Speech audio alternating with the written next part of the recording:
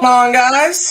I know it's been a long day for a lot of people watching all the shows on Let's Talk Football, but we are here to finish the night off right with your Let's Talk Fantasy Football. Me, my lovely wife, and David Wright are your hosts here, and we're going to help you guys win all your fantasy leagues, except for the one if you're playing me, because if you notice my name, it is Mr. 5-0. Oh, jeez, I didn't even notice that. Because in the Let's Talk Football League, I am 5-0, and I'm going to gloat as much as possible until that ends. So that's me doing that. Welcome Are on you in, the guys. only undefeated team now? Yes, I am the only undefeated team in that league. This is so obnoxious. Ha. Anyway, welcome in. We're going to go over our normal stuff here. We're going to hit the report card from last week, see how we did last week, give you guys our sorry, I was reading Nathan's comment. I'm upset. I'm going to give you our waiver wire pickups, give desperate times, all that fun stuff we're going to go into. Nathan, you already got questions. Please jump on in with those questions. We're going to answer them live as fast as they come up. We'll be doing our normal segments, but we like answering questions. So as they come up, we'll be answering them. My boy, Jonathan. Is this Jonathan? Yes.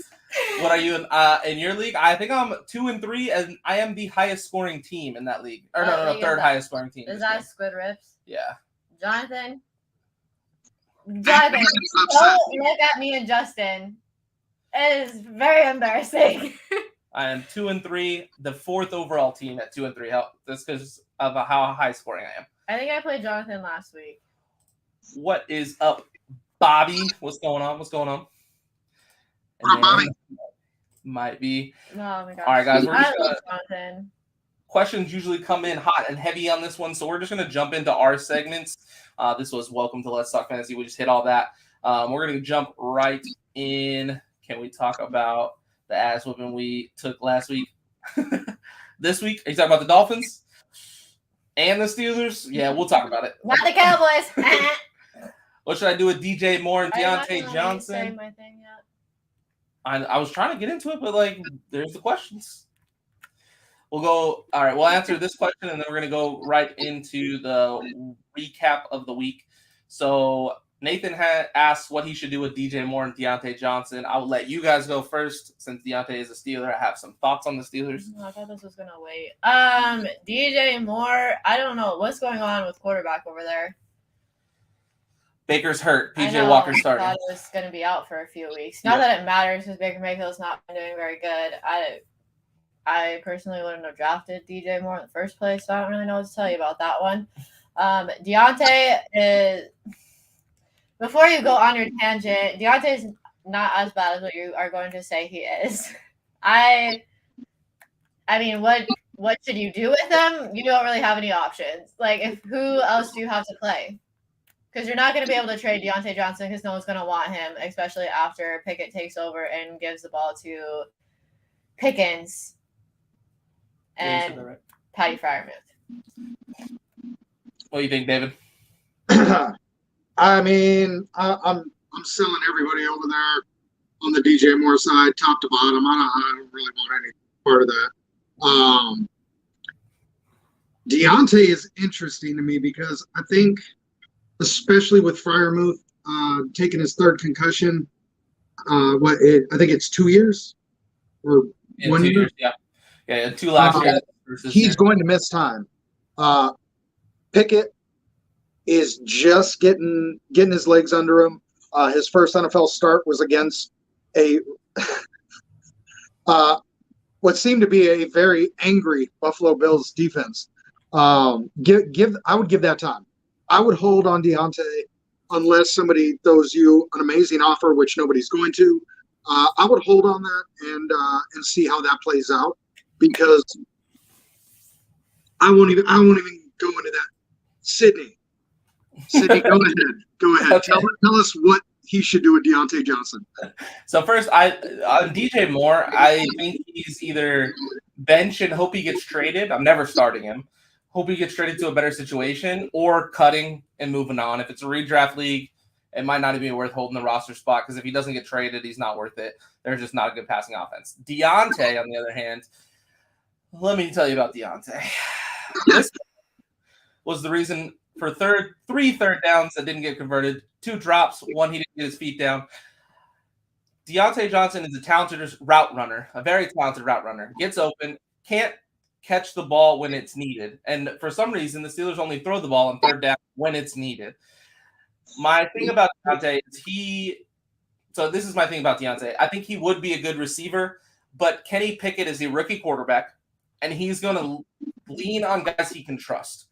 Deontay already has 3 drops on third downs on Kenny Pickett's first start. They were moving the ball up and down at the Bills. Kenny Pickett had over 300 passing yards. He was walking up and down. The defense wasn't stopping him. The receivers were stopping him. Deontay Johnson being the main guy. So I am worried that Pickett stops trusting Deontay for good reason. I don't care what you say. He's dropped a lot of balls yet on Sunday's game. So I was very nervous about Deontay. I have Deontay in the league. I'm probably not going to start him. Very high on George Pickens, like I said last week, because I think he's got the connection and the trust, which is huge for a rookie quarterback. And Chase Claypool, to me, is getting more trust than Deontay because he caught every ball that was thrown his way. So I would cut DJ Moore, most likely, and bench Deontay and only play him if you need him. That's my thoughts on Deontay.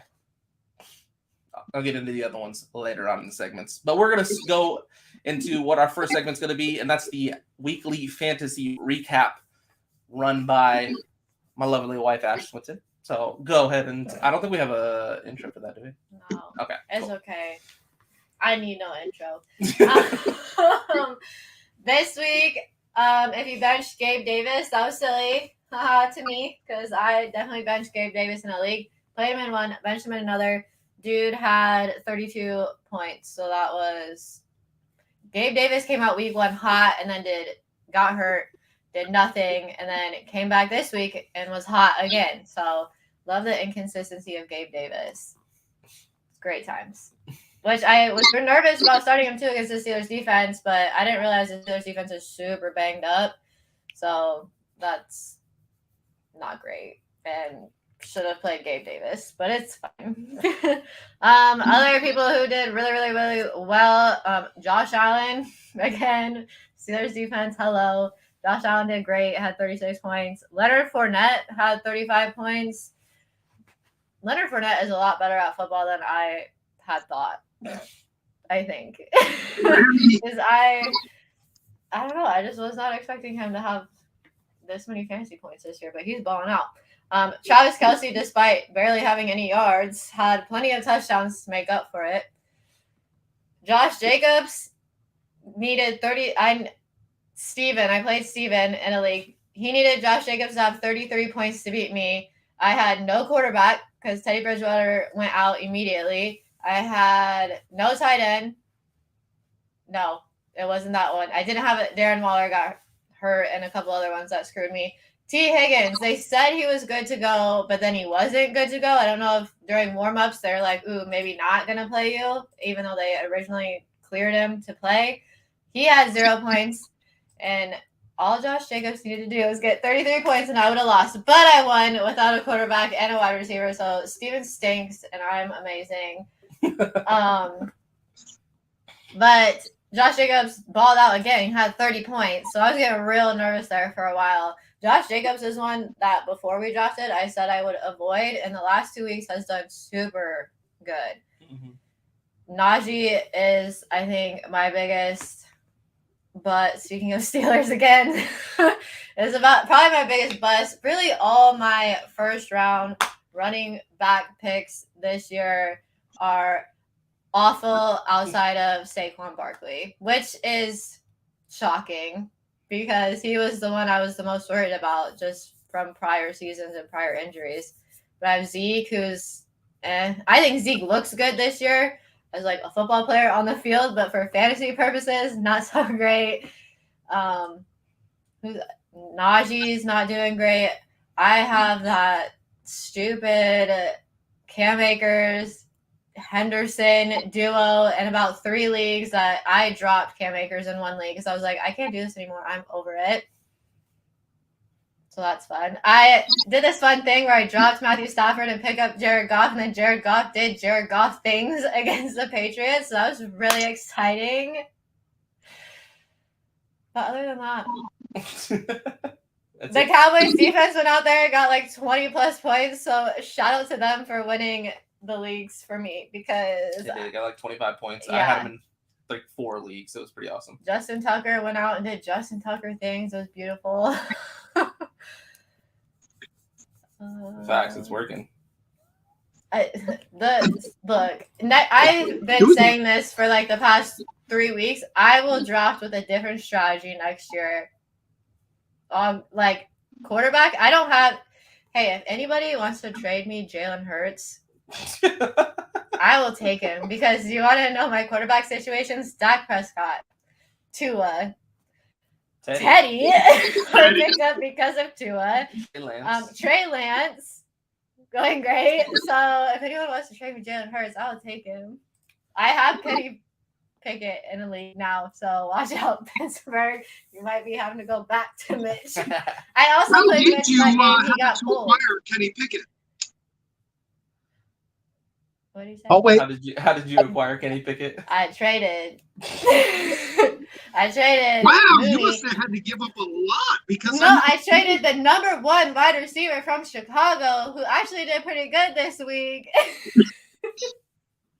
It's fine. Sid loves his. No, you want to hear something ridiculous? That's the end of the story. I had 3 quarterbacks in that league for the record. Do you want to hear something that's even more ridiculous? Russell Wilson, who thank you, Russell Wilson, for doing Russell Wilson things again this last week after you gave me some hope. Someone in the family league, he's a Broncos fan, traded Russell Wilson for Pickett. I got Pickett for Russ. He was literally going to drop Russ, and then he's like, I'm trying to drop Russ for Geno Smith. And I was like, oh, wait, I'm trying to pick up Geno Smith. You process that trade. Let me Geno Smith. It was a whole mess. We're conspiring. It's terrible. I'm upset. I messaged Sydney that morning, hey, I'm looking to pick up a quarterback. Pickett's on my list. How attached are you? This man sends me a GIF of a cat attached to the side of a dog who's running circles, like not letting go. I'm like, oh, okay. So you are not going to let go of Kenny Pickett under any circumstances. Got it. 2 hours later, for Darnell Mooney. I tried. Well, first I put the trade in. It was Kenny Pickett for nobody. I offered nobody. You gotta start low. I had 0 wide receivers on my bench. How about Darnell Mooney? Yeah. He's the number 1 wide receiver in Chicago. Ridiculous. For an unknown rookie quarterback. Yeah, it's a good time. Oh my god. I will say though, there were a lot of high scoring players that did very, very bad this week. Like Amon-Ra, I broke my rule of if somebody is projected to be out all week, like out, not questionable, like they're saying all week, this guy's probably going to be out. If they all of a sudden become cleared on Sunday, still don't play them. And I broke my own rule and I played Amon-Ra and that bit me in the butt. CH, who's been scoring a lot of points, didn't get any. None of my TJ Hawkinson didn't do anything. Yeah, remember when I got roasted for TJ last week? Yeah. Mm-hmm. Patty going out with a concussion was not great. And he still outscored TJ. Yeah. Tight ends this year. It was also a big week of redemption for some of these top picks that hadn't been performing. I mean, Dalvin Cook, Alvin Kamara, Eckler, these guys that were starting to make people nervous early, just had huge weeks. Mm-hmm. So if you didn't panic and shoot them off for a little time, congratulations. All right, I'm going to get to some of these comments here real quick. Yeah. Nicole said if she would have played Zach Wilson, she was 1 point away, which is a great improvement in her fantasy team from last time. So happy she had Taysom Hill on her team. You played Taysom Hill? That's a money play. I don't want to talk about Taysom Hill. Dang. Shout out to Sean Spencer. Thanks God it's Tuesday because all these shows are running. Bobby over here is laughing at us, having a great time. If you guys have any questions, feel free to shoot them in. Nicole, hopefully we can help you get a win. That is the goal here. We're going to go ahead and move on to our next segment, which is going to be brought to you by Mr. David Wright with the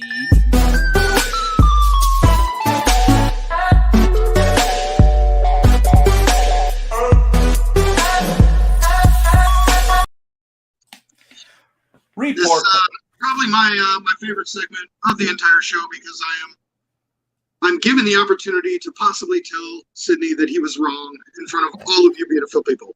And that makes my day every time.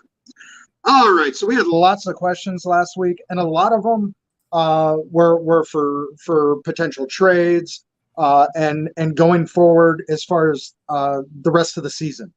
As far as this week, we had a few questions. So either Freiermuth or Pitts. Well, Pitts didn't play, and Freiermuth just took his third concussion in 2 years. He's going to be out for a little bit. So that was pretty much a wash, but you did get 3.2 from Freiermuth. We were asked between Stafford, Herbert, and Goff, what quarterback should you drop? We all were very adamant about keeping Herbert and getting rid of Stafford. We also like Goff. Herbert was the high scorer, and Goff was the low scorer. Let's see. Shocking. The week I gave up the week I traded or dropped Stafford and picked up Goff, they decided Goff did very Goff things. So poor Jared Goff. Midnight he turned into a pumpkin and ran straight into Bill Belichick. So we'll see how that works out for them going forward. We were asked if trading for Breece Hall and cutting Mike Carter was the correct move. We all agreed that it was. Breece Carter had his breakout game of the year, 27.7 points. I'm sorry. And I don't think he's going to be looking back. We also cautioned you to be patient with Brian Robinson and not to rely too heavily on him. He only put up 2.2 points, but was looking promising. They are going to work him in slow. So be patient. Don't panic. If you get some low scores for a couple weeks, it's okay. Certain comments were made about Taysom Hill, and I would just like to personally apologize to Taysom. I feel like maybe someone got my comments to him, and just consider me put in my place. Got it. Thank you, sir. Now on to our waiver picks. Our waiver quarterbacks were Pickett, Teddy, and Goff. Well, we all know what happened with Teddy. He got one pass attempt in the game and did his best Tua impersonation. So he is gone. Pickett gave you 13.08, like Sid was saying earlier. He was moving the ball. They just couldn't put points on the board. So I really wanted to pick up Pickett last week in the face of a bad matchup because I felt like going forward it was going to be a lot harder to get him. If you're in a league with Sid, it's impossible unless you have Darnell Mooney and you're married to him. He's not salty at all. Let's see, wide receivers. We were all real big on Pickens. He put up 14.3. He had 8 targets for 6 catches. Him and Pickens are they're going to be attached at the hip. So if you went and got him, congrats. Josh Reynolds, I really liked. And despite the absolute failure that offense was as a whole, he put up 15.2. Obviously, there weren't a lot of people left to throw the ball to this last week, so he got his work in. Corey Davis and Mo Alley Cox were big letdowns for me and Sid. Indy is just a dumpster fire right now. And those were the waivers. I told y'all Mo Alley Cox was going to be not good.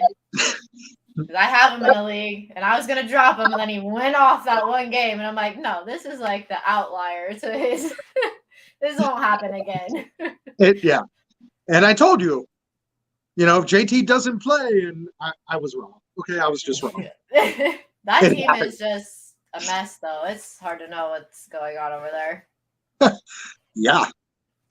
Sid might be right about Matt Ryan. I'm not giving it to him yet, but he might be right.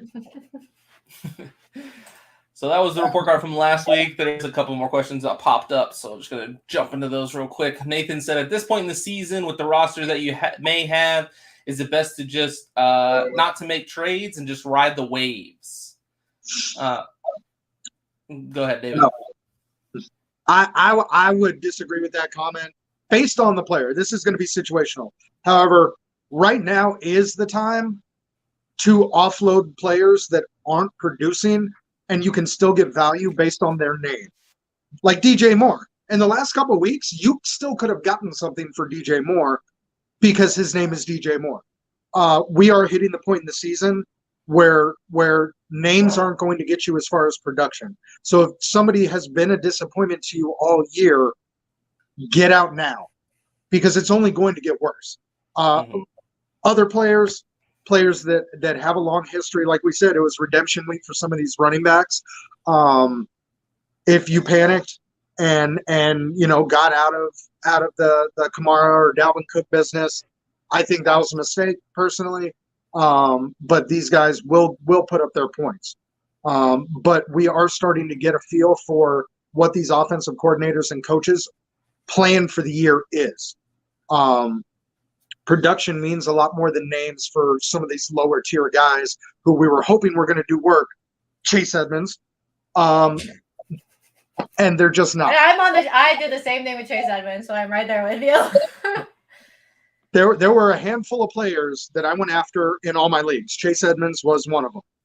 At the spot that I could get him in the draft, he was mostly available. I had high hopes for him. I cannot get anything for Chase Edmonds now. I actually included Chase Edmonds into a trade proposal with Sydney just to piss Sydney off. My response? My response was Chase Edmonds. Okay. So how you are on Chase Edmonds, that is how I decided to be for Cam Akers. So that really came and bit me in the butt. And at the very beginning of the season, I was like, it's fine because I also wasn't an idiot. Anywhere I got Cam Akers, I went and got Henderson too because I'm like, just in case. No, they're not picking one. Is my problem. Pick one. No, that's a committee. That is the true definition of committee right there. They do not pick one or use one. And like Tony Pollard has a very specific role, and you know what that role is, and he's gonna get those like big explosive plays, but that's about it for him. He is the lightning to. We actually just talked about this on the roundtable. Yeah. His role, as far as I'm concerned, is to make sure that we have Zeke throughout the duration of his contract. Just keep Zeke healthy, okay? Yes. But the Henderson Akers, I feel like there is zero rhyme or reason why they choose one over the other. And maybe I don't watch enough of them playing, but I feel like I have, and I feel like there's no good answer as to knowing which one you should play. It stinks because that was a lot of leagues I went Najee, Zeke, Cam Akers, like boom, boom, boom, and none of them are panning out for me. So it's a fun time. I score very little points in a lot of leagues, and I'm very lucky to win. So this is a point, Nathan. I think, so here's my take on this question. I never think you should stop trading. I think you should trade up until the deadline. Always trying to improve your team is the way to go. The strategy I would use is look at the bigger names that haven't been producing, that had a tough schedule to start and have an easier schedule going forward. There are a few of them out there. Go look at the ones that you liked before the season or had a good week one and have fallen off because they had bad matchups, stuff like that. And go and try and get those guys because they're going to be down on them. Like you're down on Jamar Chase. I would be happy to take Jamar Chase. I have a question really quick though. Okay. So Nathan is like what 4-1 in a league. Yeah. Does he need to why does he need to trade? He's good. Like his team is because he just good. lost Rashad Penny and Deontay Johnson is now going downhill. So now that your players are going downhill, you want to trade? I don't want those guys. Sure, but there's other guys on his team that he could trade. Maybe. Yeah, Or I guess trade for. if Like you I just wanted said, to I take would take Jamar Chase. and try to go and get a running back and a different receiver. And it's all about what your trade partner needs and what you have to offer. Mm-hmm. So don't just throw trades out there to throw trades out there. Look at their team. Decide, look at what they're needing. See if you have an excess in that department and make a trade to improve both teams really because you're trying to get them to trade. That's kind of my take on that one. Did you Jonathan said Lamar. You see Go ahead. Tron's question? Yeah, I'm getting down there. So we had one before that. Nicole actually said, would you take pity trades? Only if you're married to them. And then I'll move along. Don't do that. No other trades are going to get vetoed. I'm just kidding. I literally had 0 receivers on my bench and didn't realize that when I told David about that I was attached to Kenny Pickett. I had 3 quarterbacks. Pickett was my third. And I had literally 0 receivers on my bench. I'm like, I'm going to get a receiver for a quarterback. And I'm And swimming I in had receivers. tons of receivers. All right. Tron says, should I trade J-Rob for Kirk or London? I'm assuming Christian Kirk or Kirk Cousins maybe, or Drake London. My RBs are Jonathan Taylor, Swift, Pierce, ETN, and Rashad White. My wide receivers are Hollywood, Deontay, Gabe Davis, Boyd, Thielen, and Jameson Williams, full PPR. I let you guys go first in the last one, so I'll go first on this one. I would trade J-Rob for Drake London. I like London's skill set more than Kirk's. I think he's going to be the best rookie receiver this year, just from what outside of George Pickens. But I like Drake London a lot. The Falcons are gonna be down, I think, a lot in the game, and the fact that Cordero Patterson, their number 1 running back, is out means they're gonna have to rely more on the pass. And Drake London has looked good so far this season. I like Drake London a lot going forward, and it looks like you're very set at running back. JT should bounce back. Swift should be healthy. Damian Pierce looks like an absolute phenom out there, and I like Travis Etienne a lot. Rashad White is basically a handcuff right now because that's Lenny's job, but he's gonna get worked in for sure. That's my take. Go ahead, David. That was my answer. I would take Drake London for J-Rob, especially with your running back situation there.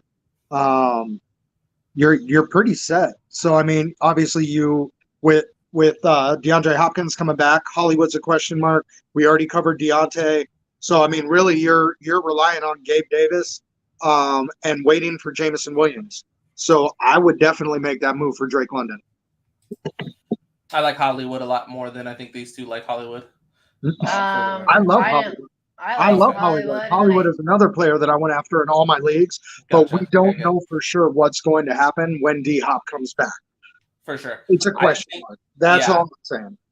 I think him and Kyler have a stronger bond because they're college teammates than Kyler and D-Hop do. And that's the only reason I like Hollywood going forward. Did you have any thoughts on that trade? If not, no worries. You got plenty more questions you can get to. Okay. I'm gonna go the other way, and I like Christian Kirk better. I like Christian Kirk's quarterback better, so that's normally where I base my. Christian Kirk had a very, very bad week this last week, but I don't see that being the norm. Yeah, speaking of Christian Kirk, Nathan said, does Christian Kirk have any trade value? I think so, absolutely. I'm starting him in the league. I love Christian Kirk. I started him in the league. I love Trevor Lawrence. I think he's super talented, and Christian Kirk's the number 1 receiver there. They played Houston this week. Yeah. I hate what they're in the same matchups. division. I hate the Jaguars against division matchups. I don't know what it is. They do weird things. What do you think about that one, David? Christian Kirk got any trade value? Christian Kirk got any trade value? We kind of touched on that last week. I have not been that interested in Kirk. I keep waiting for the bottom to fall out there, and it may not, but there is value there. I think people recognize that there is value there. Just go back to what Sid said a minute ago. If you're trying to move Christian Kirk, look at what your opponent needs. If they don't need receivers that badly, then their perceived value of Kirk is nothing. If they're desperate, it's going to be higher. So, I mean, it's definitely situational. Yep, I agree. Bobby said McVay wants Akers to be it. It's obvious. I agree completely, Bobby. I was going to say this earlier, and I forgot when you were going on your tangent. I really think he wants Akers to be the guy. I don't think Akers is 100% back yet, and so that's why it still seems like a committee. I would gamble that around week 8, Akers is the full-time guy there. Based on personally. their fantasy points, Akers is not the man. I mean, it might be too late by that time to actually make it worth it. Setting up for next year, do you guys think are the best who do you guys think are the best go-to playmaker or players to draft? Like rookies. Who do you guys think are the best go-to players to draft? Like who's gonna go in the first round, or like what rookie should you be going for? I don't watch college football, so I don't really know anything about rookies. Yeah, that one's. I think it's just more of who, like how Jonathan Taylor was like number one this year. Like who is going to be that guy next year? I think it all depends. Age, Jettas. team, what happens in the offseason all changes that stuff. So it's hard to say now who's going to be the go-tos next year. But it seems like there's a very high consensus that the draft wide receivers early and running backs late is the new strategy going forward for a lot of people. So we're curious if that will. Yeah, I'm very curious next year to watch the drafts. How many people go running back heavy in the beginning rounds? Just because that is not panned out this year yet. Anyway, I mean, we're going into week 6. If I'm already 6 weeks in and it's not working for me, I don't like it. I'm probably not going to do it again. Yeah, I think that's just the running backs you took. I don't think all first-round running backs have been like that. I mean, Christian McCaffrey's been rock solid. Yeah. He hasn't been like superstar Jonathan Christian Taylor's McCaffrey. not been great, and that's number one. For sure. And Najee's been off and hasn't been a good start, but like Nick Chubb's been solid. Christian McCaffrey's been solid. Aaron Jones has had a down week, but it was still 10 points. He's still been fairly good. Yeah. DeAndre Swift is really good when he plays, so it's not like they're all terrible. Swift. But I think I like the first round, the later in the first round running backs, not the very beginning. Hey, Delilah took Nick Chubb number 3 overall, so he knew something we didn't. I thought that was kind of silly until the season started. I was looking really smart. Delilah, you can see the future. I see you.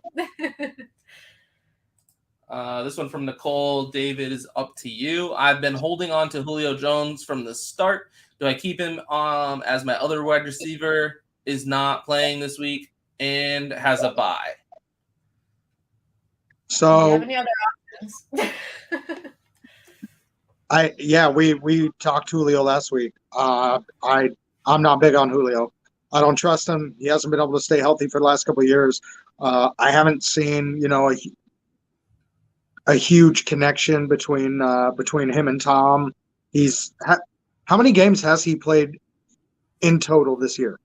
I want to say 3, maybe only 2 though. Did he go out in week 3? He played week 1. Did he play week 2? Kyle, Yeah, how many games has Julio Jones thought he played 2. I thought he played 2 or 2. I would look at other options. The wide receiver position is so deep. There are new names popping up all the time. And most of it, as Ash was just talking about, a lot of the top running backs have disappointed. You know who hasn't disappointed? Most of the top wide receivers. It's been a more dependable position with the shift to a passing league. So I mean, there are a lot of options out there. I would not rely on Julio. Yeah, I agree. Nathan said, so TJ Hawkinson is on a bye week. Should I pick up a tight end? I definitely think so. So I have this like same type of question, and I don't know what to do. There are players on my bench that I do not want to drop. That sounds like a question for the waiver segment. No, I don't want to drop anybody, but my tight end's on a bye. So what am I supposed to do? I don't want to drop anybody. Just not play a tight end because they've been getting me 0 points anyway. Well, then if they've been getting you 0 points, you should probably drop that tight end. TJ Hawkinson. I would. Well, that's silly. And like the tight ends available are not good. They're not scoring points either.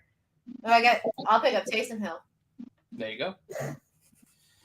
Jonathan said, bad wording on my end. What I meant is, what do you guys think is the strategy when you go to draft next year? Wide receiver, quarterback. If you have a good quarterback, if you have Josh Allen, you are winning. My strategy this year was running back, wide receivers heavy, and I went after the same running backs in later rounds. And I got off to a bumpy start, but most of that has come back around, and I am doing much better now than I was in the first couple of weeks. I don't think I'm going to abandon that strategy for next year. We'll see. See how this year goes, and what the projections are going into next year. But even if the top running backs aren't performing the way we hope they would, you still have to start one or two, however many running backs your league requires. You still have to start a running back. And the production from those running backs is much the gap between the top and the bottom is much larger than with receivers. So you still need to prioritize getting a running back, even if they're not putting up the numbers that we've been accustomed to over the last, however long you've been playing fantasy. So I do still think that you have to prioritize the running back because you have to start one. So I don't know. That's just my thought on it. Yep. I also, if everybody though has drafted these running backs this year and are like, oh, don't like that, I'm going wide receiver next year. All these running backs are going to be available later than what they normally are, and all the wide receivers that you can get later are now not going to be available if everyone makes that shift where they think they need to get wide receivers. I'm curious how it goes next year. It'll be interesting to watch how people draft next year. Also, the human aspect comes in, and people draft crazy things anyway, so drafting always throws me off, but yeah. Next two are kind of tied together. Nathan said, Jacoby Myers, are you guys buying the hype? And then Nicole said she can pick up DJ Moore, Jacoby Myers, or Jonathan Peoples-Jones for wide receiver instead of Julio. I think I like Jacoby Myers, yeah. Jacoby Myers. I would pick him up out of that group, and I would buy the hype. At this point in the season, you need to stop looking at names and start looking at production, like David was saying earlier. So if they're producing and we're going into week 6, a third of the way through the season already, they're going to keep producing, or they are an integral part in the offense. So if they have been consistent over the first 5 weeks, you can start to trust them to be consistent going forward. So if I think it is time to buy the Jacoby Myers hype, and I would pick him up, Nicole. I think he's the best option there, personally. My paper here says Jacoby Myers. Perfect. There you go. Is that one of your waivers? We got another big long question. We got another big long question here. Hey guys, I'm 3-2, looking for trade ideas. Half point PPR. Jalen Hurts, Jalen Waddle, DJ Moore, Eckler, Aaron Jones, Mark Andrews, Thielen, Romeo Dobbs. The bench is Taysom Hill, Robert Woods, Renfro, Sky Moore, Jameson Williams, and Damian Williams on IR. I will give my thoughts, and then you guys can answer. I'm thinking, and if you're trying to think of who to trade off of your team to get like better, I'm assuming. I really like your running backs. Eckler and Aaron Jones should be solid for the rest of the year. I love Mark Andrews at tight end. I think Thielen's going to be consistent. I like Robert Woods. I like Dobbs. I think Aaron Rodgers wants him to be better or be good, so he's going to force to him. I honestly think you might be able to get a little bit of name value off of Jalen Waddle. I'm worried about the QB situation in Miami going forward. I don't think without Tua, Waddle's going to be what Waddle was. And he's still a big name that people will want. I don't think you could get much for DJ Moore right now, personally. So I would almost try and turn Waddle into 2 more productive receivers, or go get 2 guys that have had a slow start that have a good upside. Like I know Ash has been kind of iffy on Chris Godwin. So if you know somebody out there like that, I'm sure she would take Waddle for Godwin in a heartbeat, or Godwin and maybe another player. So I would try and turn Waddle into like a Chris Godwin and another viable receiver that you can play matchups with. Because I think long term, I like Godwin's rest of the season versus Waddle's with the quarterback questions in Miami and Tom Brady throwing to Chris Godwin. I'm not sure if that's exactly what you were asking, but that's kind of how I took it and would answer that question. I agree with that 100%. Draft Waddle, guy. DJ Moore, Sky Moore.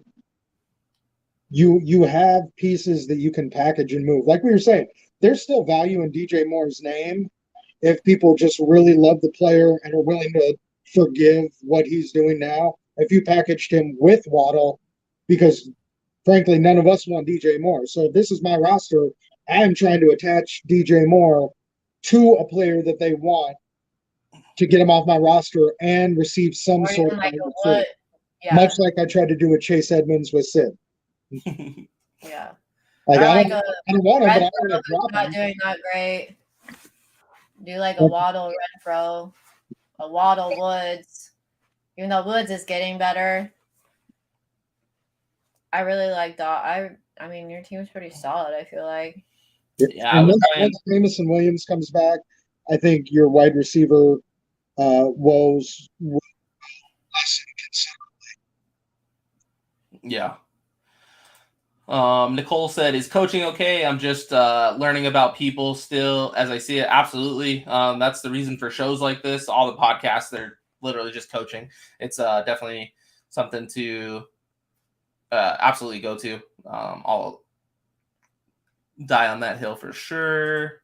Nathan said, "I don't think strategy works. I had my draft plan and after the first rounds, it was a mess." Story of my life. That's usually how it goes. And then you do all these mock drafts, and you go to actually draft, and people are people and have biases and their own people that they like that has nothing to do with what the computer thinks you should do. So I'll allow someone drafting Julio Jones in the first round. Still the wildest thing I think I've ever seen. Knowing when to be patient, in the league we're in with Nathan, after the draft, he was not loving where he was at, and he's top dog in that league right now. So that's why we go through the season. That's why they play the games. All the projections and strategy go out the window. They have to play the games. So patience. Yeah. David, try and lift the bottom of your phone up. It kind of sounds like a little muffled when you're talking. It just started. Okay. All right. And then Nathan said, "So who's better, Kirk or Myers?" I think they're similar level. I think Kirk's a little better, but I like Trevor Lawrence a lot more than I like whatever quarterback is going to be starting for New England going forward. So that's season. I would take Kirk over Myers personally, but you might find somebody out there that likes Myers more. I think David might be one of them. Yep. Because he was talking about he didn't like Kirk as much and he likes Myers. So yeah, that one's they're going to be super close. So you're just going to have to find somebody if you're trying to trade one of them.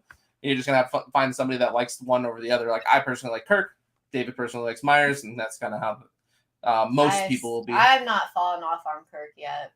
I like Kirk. I just like Kirk's quarterback better, and it's normally what I go off of. If I have Lamar, I'm never benching him. And then Jonathan said, so do I start Lamar in New York against the Giants or Brady against the Steelers? Which is a wild question because like last year with how bad the Giants were, you would have never thought to sit them. The Giants defense has been playing really good. Credit to Daboll and turning that team around. Their defense has played really good. And a lot of Lamar's weapons are hurt. So his passing game hasn't been as he had a down week this week, so I can see why the question is, especially seeing what Josh Allen did to the Steelers secondary.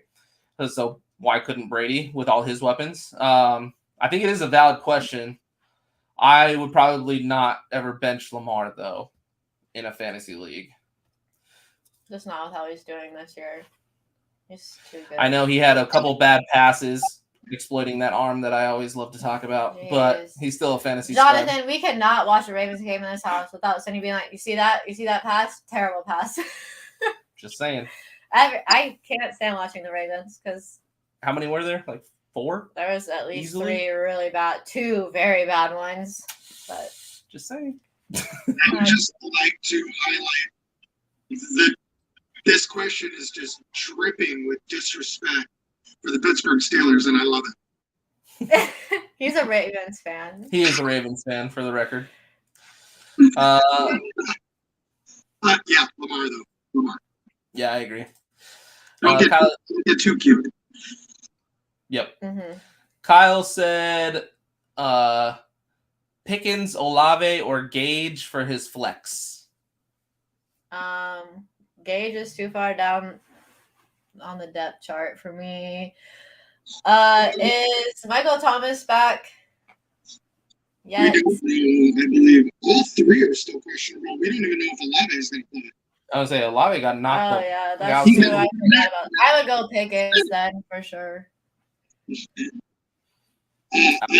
definitely go Pickens there. When Winston comes back, look, everybody clowns Winston, but the man was a fantasy producer for years. I don't have as much hate for Jameis Winston as a lot of people do. When he's back, I think the pass catchers in New Orleans are going to eat. Pickens got that dog in it. I gotta go Pickens. Yep, I agree. Hey, David, your mic it's been sounding kind of bad. You want to kind of try and leave and come back real quick? Let's see if that works. All right, so while he does that... Would you play Pickens, Olave, or Gage? I would take Pickens all day. I'm super high on Pickens going forward. I think there's too many other wide receivers for Gage to be super productive. Oh, you need to embarrass me this week because what happened last week? We did just play, Kyle. I didn't bring it up because the Steelers played bad and I didn't want to talk crap. You had Justin Jefferson. You thought you were going to do real good against me. But you still took that L. Just saying. I beat Alex in one league. All right, welcome back, David. Lost him real bad in a different league, but that's okay. But we are currently out of questions, so we are going to jump into our next segment, which... Real quick before we do, can you hear me? Are we good? Yes. Yeah, it's better. Cool. Let's jump into the next one. It is going to be this plus waiver wires.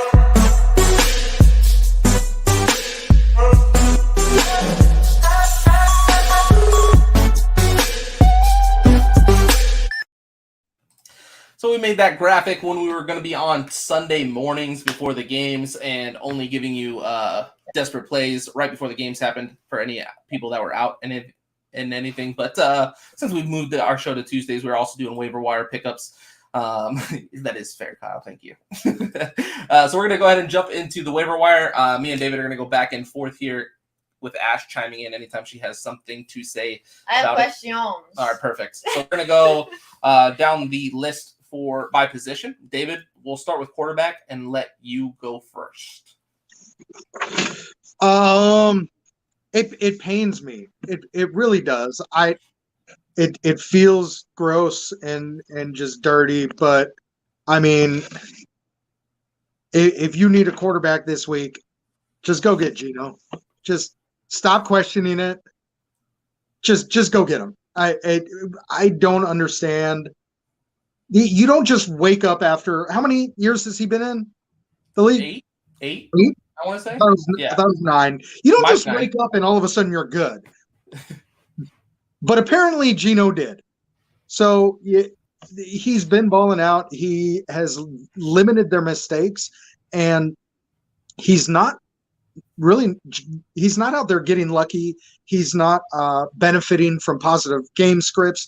He's going out and asserting himself on defenses. That's not something I knew that he was capable of doing.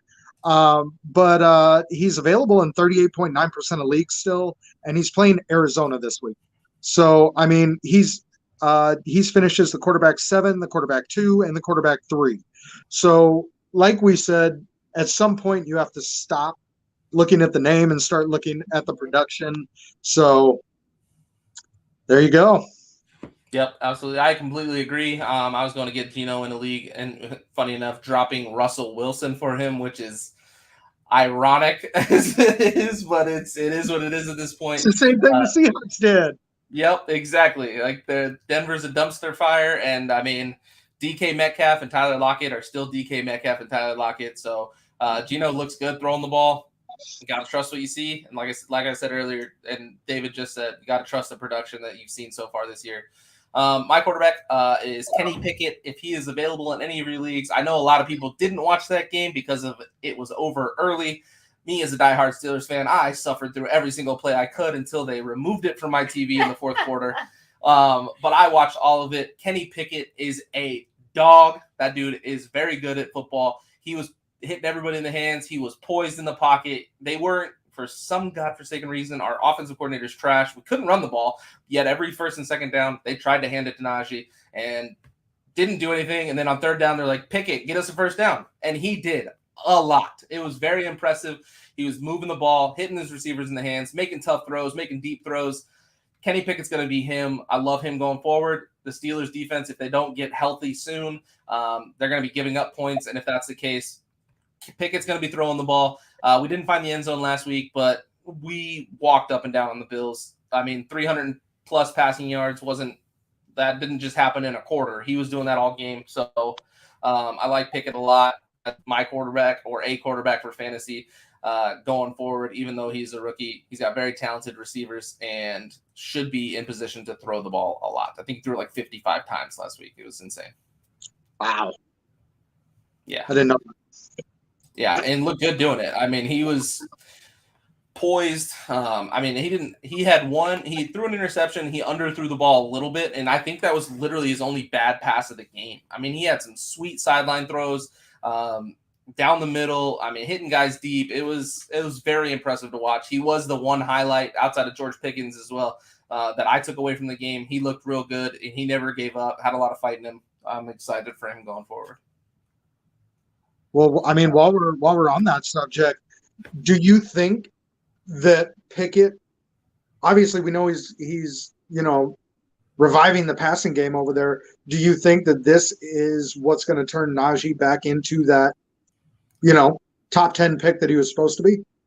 I was hoping so, man. I really thought that this was a chance to do that. The Bills' front seven is really good, so it's hard to say. I mean, Najee hasn't looked good this year. Obviously, I've watched every single game. He's had flashes of looking like Najee.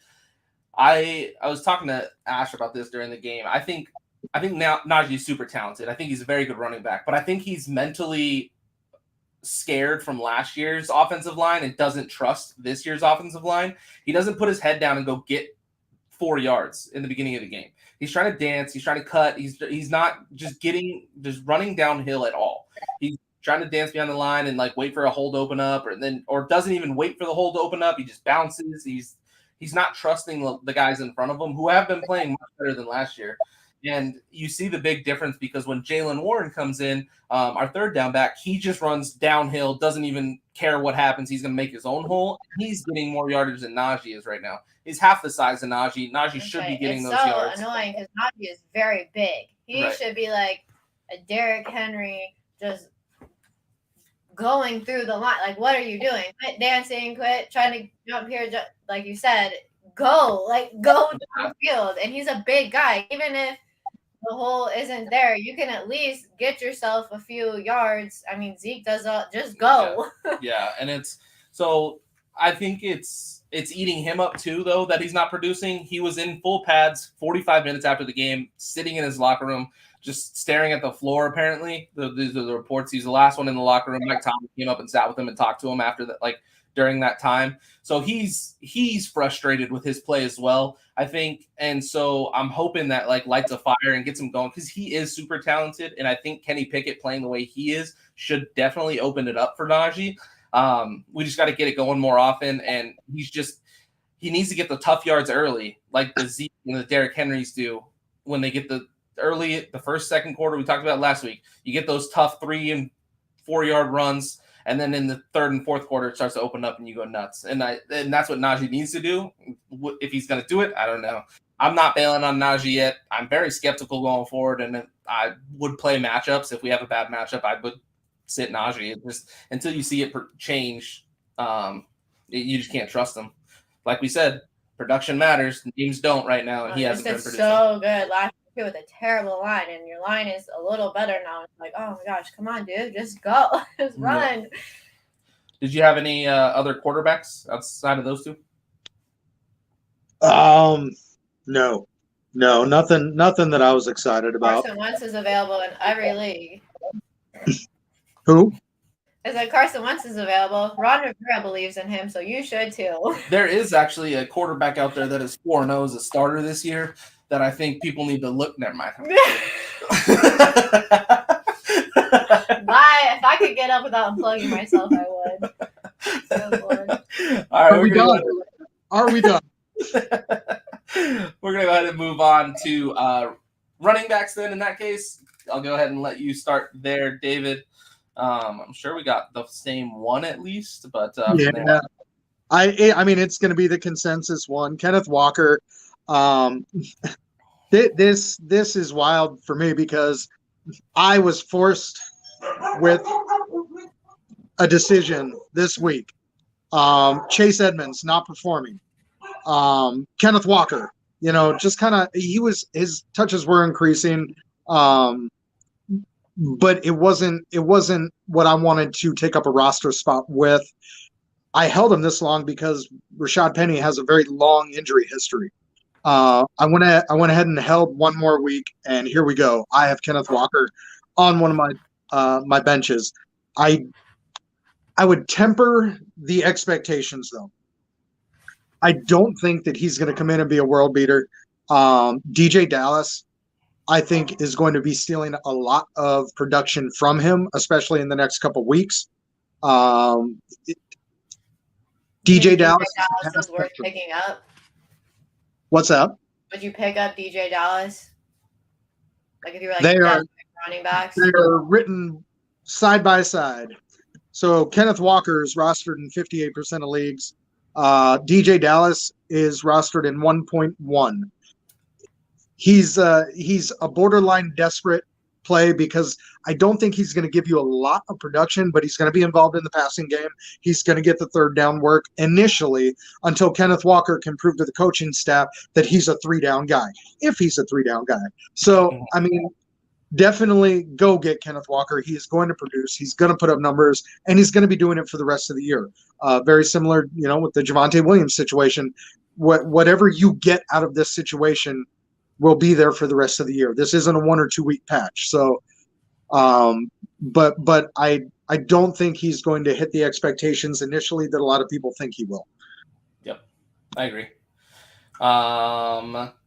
Yeah, I would go get both. I think if Kenneth Walker's not there or isn't available, I think DJ Dallas is definitely a viable pickup if you're like desperate for running backs right now.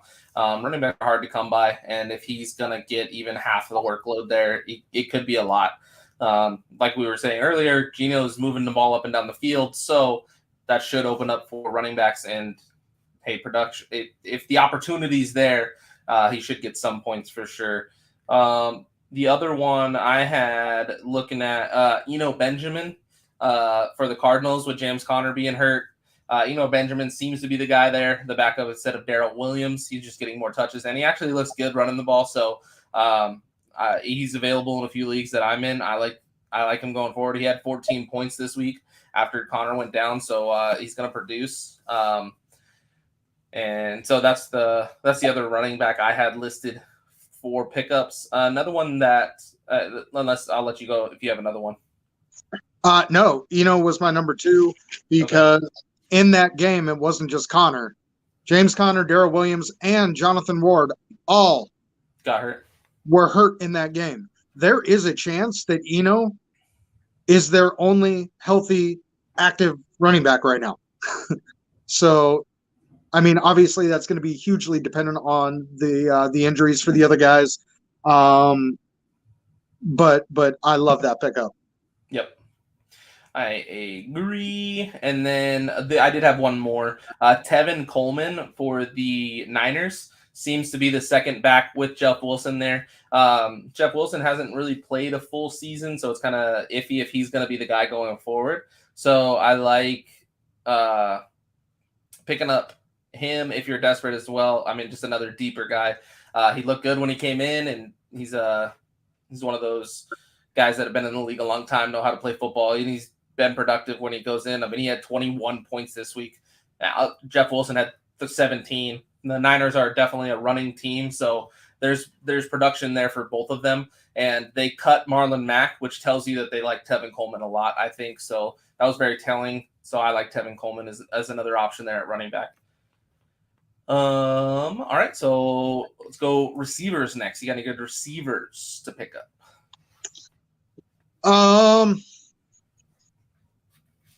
My number one this week is going to be Alec Pierce. What we've seen over there in Indy is, and their passing game is alarming. However, his production has steadily increased, and he is taking production from Paris Campbell and Michael Pittman. This is that point in the year where these rookies either start to really blossom or they just end up being a backup, for the rest of the year. I think he's hitting his stride at the right time. That team is desperately in need of a number two, a real number two, somebody that Matt Ryan can go to consistently. And I definitely think that he is going to be that guy. The great part about him is that he's putting up his numbers and he hasn't scored yet. Mm-hmm. Once he finds the end zone, that's your guy. I love Pittman. I do. I was really hoping that Pittman was absolutely going to blow up with Matt Ryan, and he's been kind of pedestrian.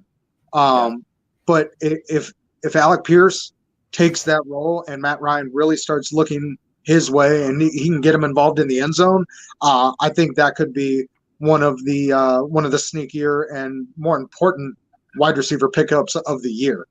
Yeah, I like him a lot. Watching him on Thursday seemed to be the go-to guy when Matt Ryan needed a play or needed an outlet. He looked for Pierce a lot, I thought. So that's usually a good sign, especially a quarterback on a new team. He's gonna just seeing the connection early and often is a good sign. I agree. I think he's a big time pickup. The other receiver I have is Randall Cobb for the Packers.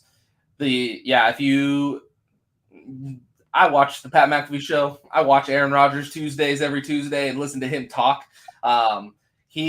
Aaron Rodgers said last week before the London game, he said Randall Cobb has been playing excellent for them. They need to get him more involved. We need to run more plays for him. He's been a great possession guy for them, and he looks good. Lo and behold, he gets 13 targets this week in London for 7 catches and 99 yards. So I think Green Bay is listening to Rodgers, which obviously they should have done a long time. Another interesting stat for all you Rodgers haters. Rodgers has thrown touchdown to 1 first-round draft pick in his entire career. 1. And his name is Mercedes Lewis. He's a 17-year tight end. That's the only person drafted in the first round ever to catch a pass from Aaron Rodgers for a touchdown. That's how good Aaron Rodgers is, for the record. Tom Brady couldn't never.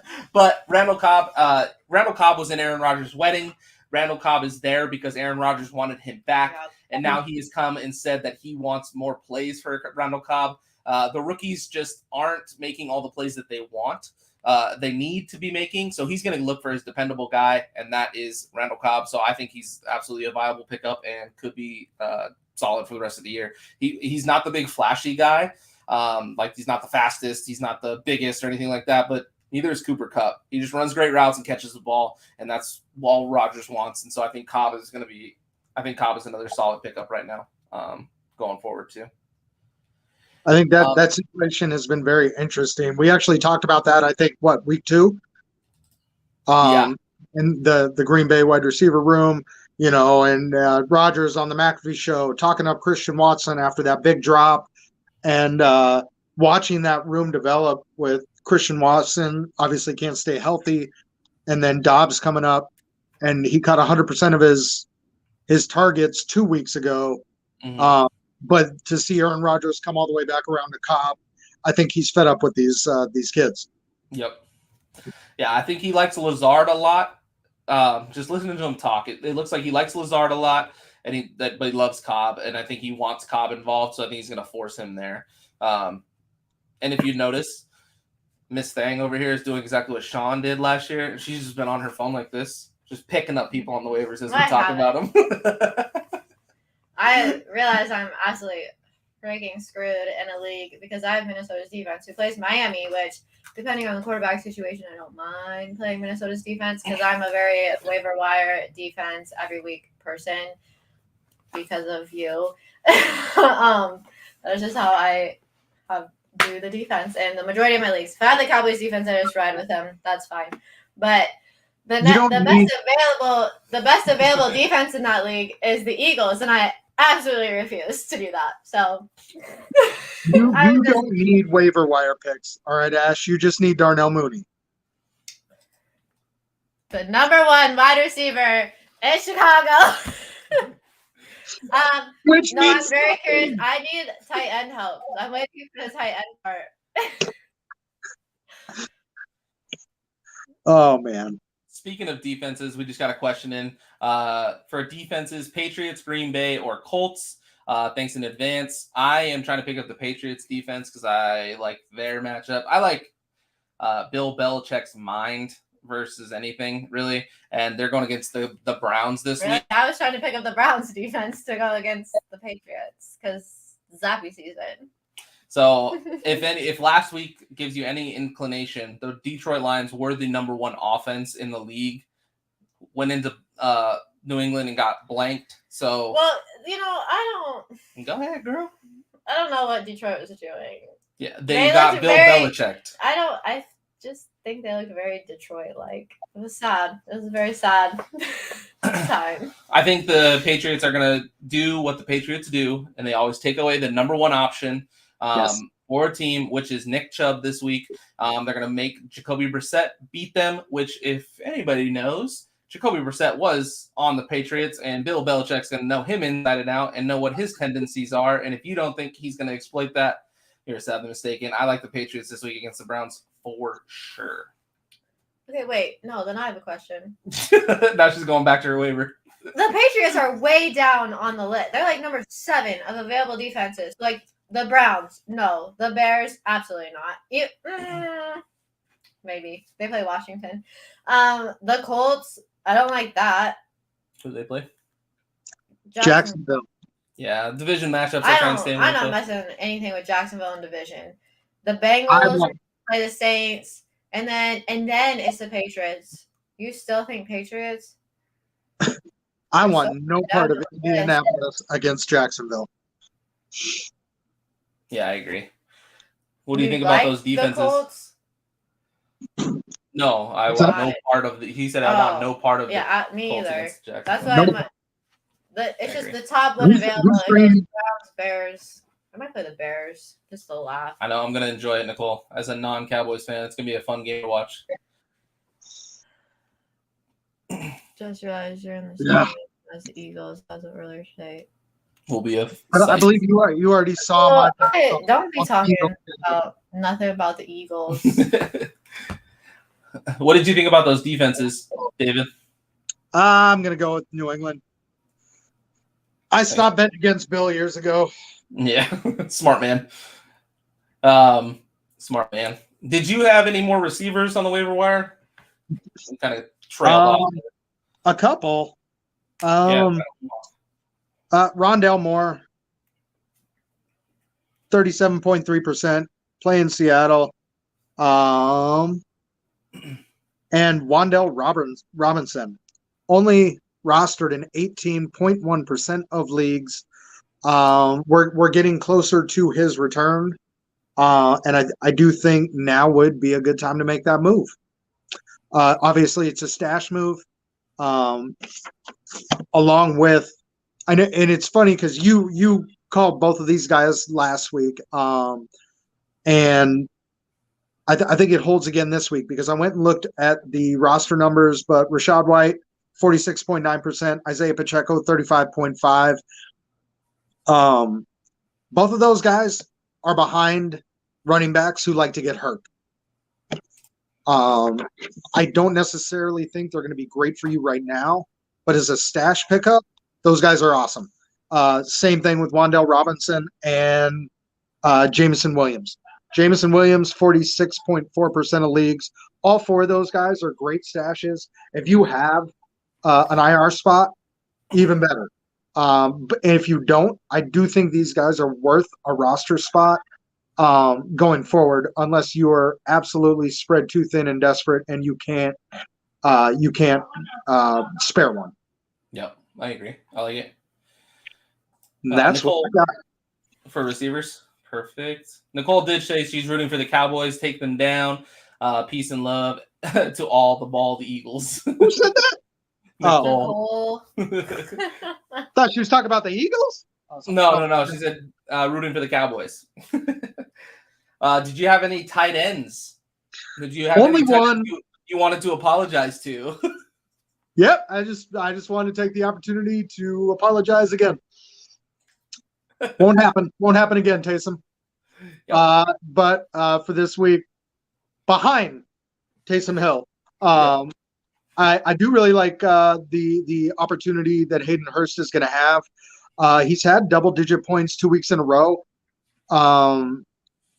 It has been touchdown dependent. 37.5% of leagues. Jamar Chase can't get it together. T. Higgins is hurt. I think he's got another great opportunity this week to be able to put up some numbers, which are very hard to come by from the tight end position unless you have, Kelce. Mark Andrews or Travis Kelce. Yep. And even Mark Andrews likes to play with your heart every now and then. I think it's more Lamar can't throw it to Mark Andrews, but we'll digress. Jeez Louise. Would you? So David Njoku is available in like almost every league I'm in. Would you take him over Taysom Hill? No. I like Taysom David Njoku over Taysom Hill.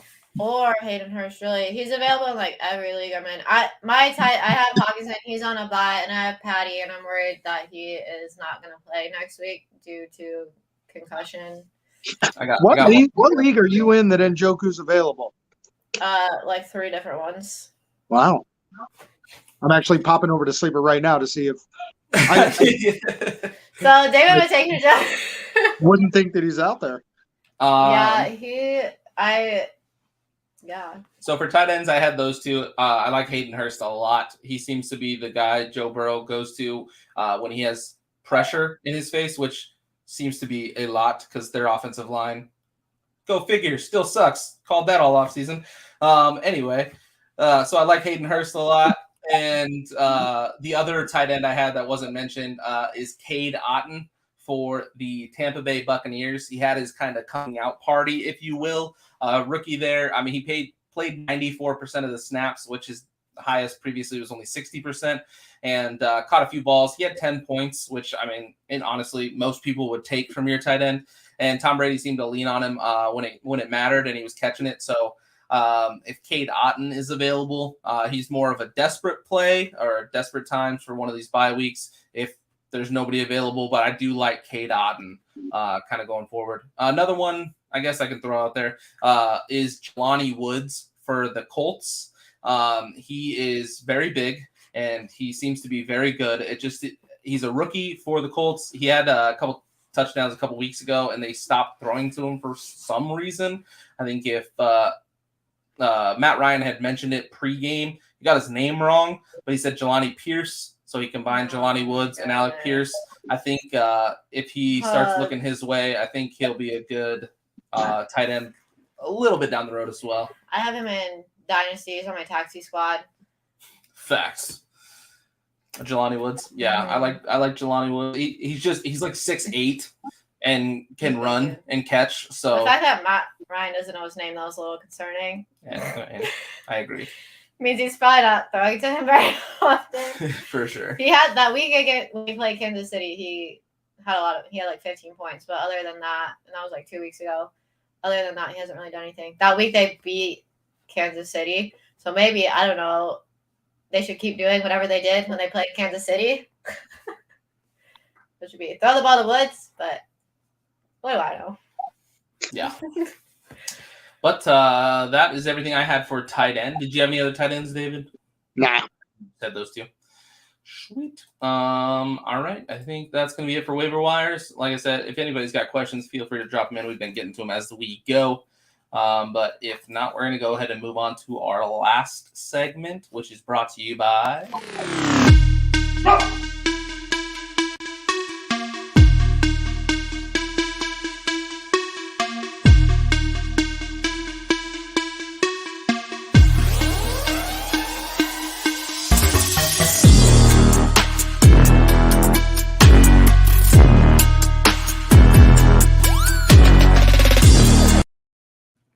Squid Rips Cards. That's me, myself, and I on TikTok. You can find me on Instagram and Facebook as well. I go live on TikTok and sell football cards. If you like buying singles or buying into breaks or anything like that. This week I have a break that I'm getting ready. It's a divisional. It's what it's called, which means I'm going to sell all eight divisions in the league.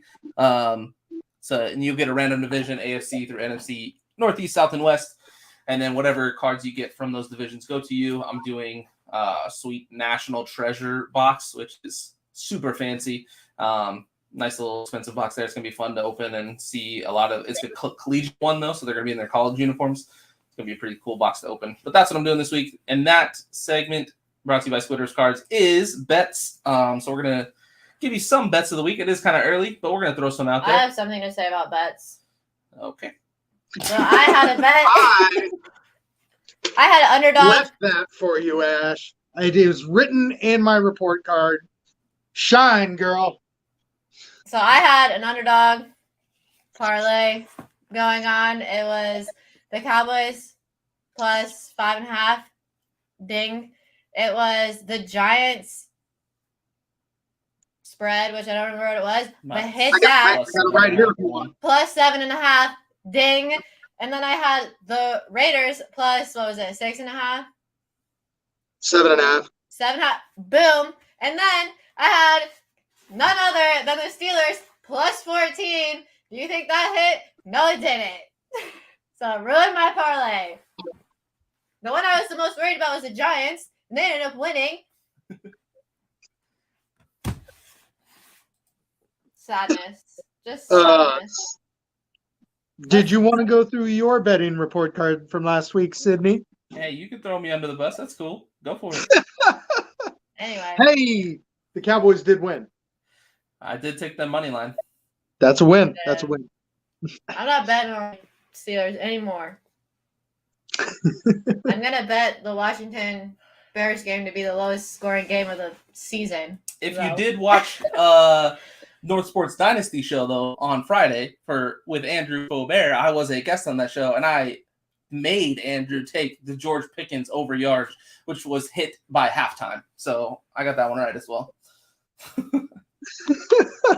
He also told you not to take the Steelers, which you both did. So, yeah. Yep.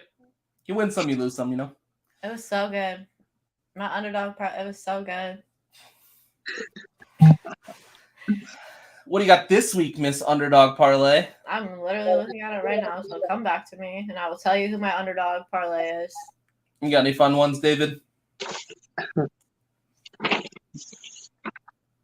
I will not be taking Washington. I can tell you that right now. You did? I do not.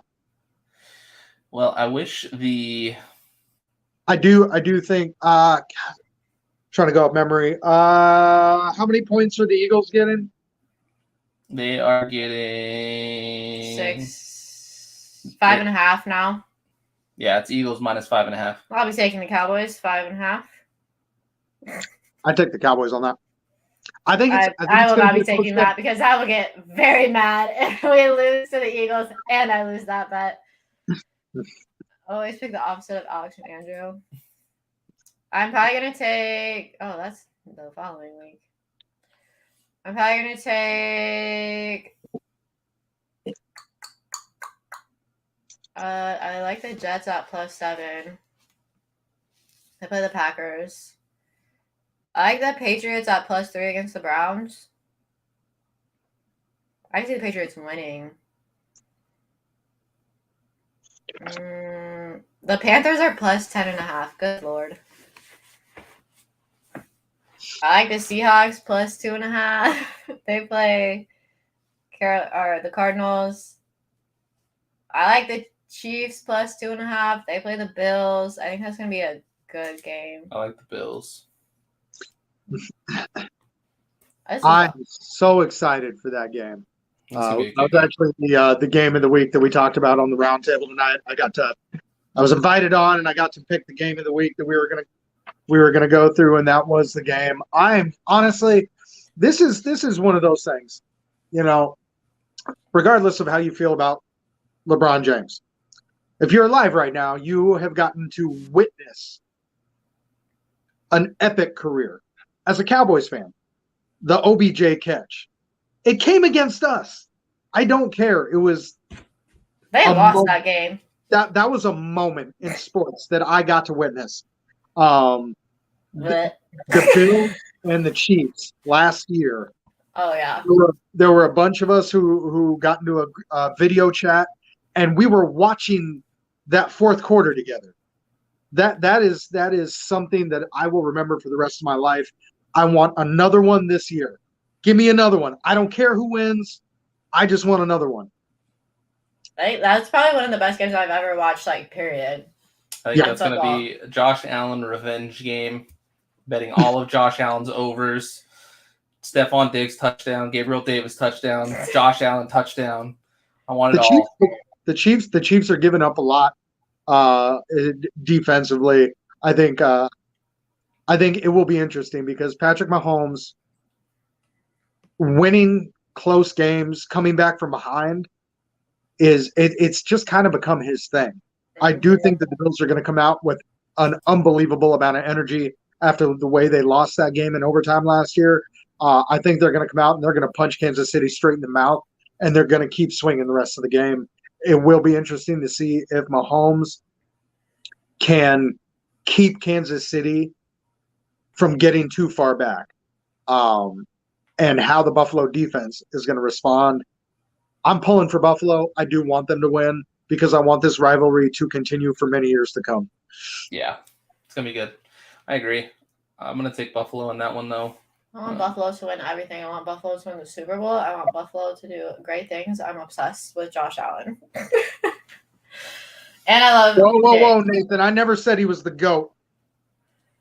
Michael Jeffrey Jordan is the GOAT, but don't get Sid started on LeBron. However, this is not basketball. We're moving on. But here. I give LeBron respect, and I guess where I was going with that is, back in Jordan's heyday, I was not old enough to truly appreciate all the nuance of the game, and to appreciate his career. I got to witness LeBron's career from start to finish, and being able to witness something like that is special. It's why we love sports. But do not twist my words, sir. Never once did I say he was the GOAT. My bet of the week, I'm going to take this game special, Breece Hall and Michael Carter combined for 100-plus rushing yards, plus 300. Oh, yeah, I like that a What do you got? Breece and Michael Carter, 300 yards? To combine for 100 yards, combined. Oh. Rushing yards, plus 300. I'll take that. Yeah, I like that a lot, actually. They play Green Bay. We did have one last question here. Will Jamar Chase improve, or is this what we will see the rest of the season? I'll let you guys go first.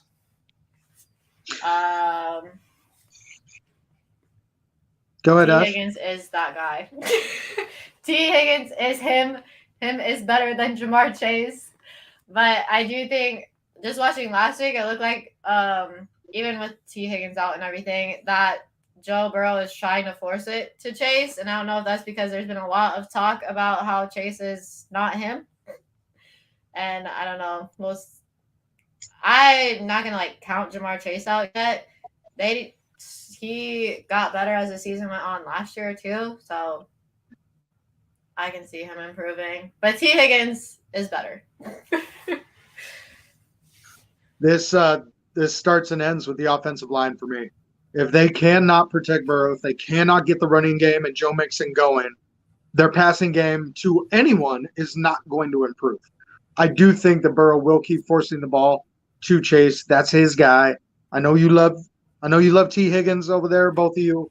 T. But Higgins had more yards before last week, and he was out for like an entire, like 2 halves of a game. my only point there, I know you guys love T. Higgins, but Joey B loves Jamar Chase. But it's all irrelevant if they can't get the offensive line figured out and start to establish a running game to open up that passing attack. They did not throw the ball. They didn't throw the ball at a ridiculous clip like the Buffalo Bills did last year, and Chase was still blowing up. Their passing game was potent because of their running game. If they can't get that figured out, then I don't think any of it works. Joe Burrow also needs to stop sitting there and getting sacked. That's all. That's all you got to say. Move. And then The replacements, you should try nuts. scrambling the move. replacements line. Quit just taking the damn sack. Move and try to throw the ball to somebody. That's nuts. I said it this offseason. Say it again. Oh, jeez. Jamar Chase is not a top tier receiver in the league. There is Cooper Kupp, Justin Jefferson, Devontae Adams, Debo, Stephon Diggs. He's not in that level. Neither is CeeDee Lamb. There's Mr. Drops a lot. Jamar Chase literally was a ghost for 6 games in a row last season, but nobody remembers it because he ended the season so strong and went on the playoff run. Jamar Chase is a good receiver. I'm not saying he's not a good receiver, but he is not I'm the number one guy and I'm going to be it. Even if you know it, he knows it, they know it. He's not that. So he needs the game, just like David said, the game flow to be in his favor, to be that guy. And when it is, he's great at it. Don't get me wrong. But if, just like David said, if it's not, the run game's not going, T. Higgins isn't taking looks away from him, he's not going to be that guy. And it's showed so far this season. I wouldn't drop Jamar Chase or anything like that. I said earlier in the show, I will happily take Chase on my team because exactly what David said, Joe Burrow loves Jamar Chase and he's going to try and feed him. I just don't think people had Jamar Chase on this pedestal up there with Justin Jefferson and Cooper Kupp. And I said from a long time that he is not that guy. And he led the league in drops. I wouldn't put him up he there. did lead the league in drops last year, which is another thing nobody likes to talk about. But I don't think you should expect the first round grade. A lot of people had him for fantasy, but he's still a viable starting wide receiver. I'm not benching him by any means like that. Just temper expectations is I think what I'm trying to get at. He's not going to be. He's not going to be on the elite level, but he's still a starting receiver fantasy wise. T. Higgins. Me and the Ravens fan agree. Shocking. Nathan said he agrees with me. That's a first. That's close. But look at this. We got Ravens and Steelers fans coming together, being united by their hate for the Bengals. Yes. Hey, the Ravens and the Steelers both beat the Bengals already this season. Defending Super Bowl. So are the Cowboys. Let's ride. Oh man. Gosh. The Super Bowl teams are not looking too hot this year, though. They're off to a rough We start. also beat that other team. Don't And say Cooper let's ride. Rush. Who was this? Let's ride when talking about the Cowboys. There's some bad juju over there. Don't bring that over here. Facts. I think that's it, guys. I don't have anything else fantasy wise to talk about. Where it looks like we're out of questions in the chat. I didn't miss any, did I? Speaking of LeBron James, Redeem Team on Netflix. Go check it out. It's a good one. Kobe Bryant is him. Speaking of, I wanted to say this earlier when you were talking about it. Great moments you witnessed in sports. Sitting at the B-Dubs bar top, we watched Kobe Bryant's last game and the Golden State Warriors win their record-setting 72nd game at the same time. That was one I'll remember for the rest of my life. That was pretty awesome. Sports are awesome. Yes. That's what I got for you guys. We're out of here. We will be back next week on Tuesday. I think that's it. Nothing else, Cass? Remind everybody when your break is. Oh yeah, we're should be Friday, Saturday. That's the goal. going to be running that divisional break. We're going to do the 2022 College National Treasures box and 2 Optic Megas. For people that don't know, they're really cool boxes. They're made of wood. That's how cool they are. So come check me out on TikTok. Follow me on Instagram and Facebook if you want notifications on when stuff goes on sale and all that fun stuff. But other than that, we're out, right? Peace, guys. Cowboys suck.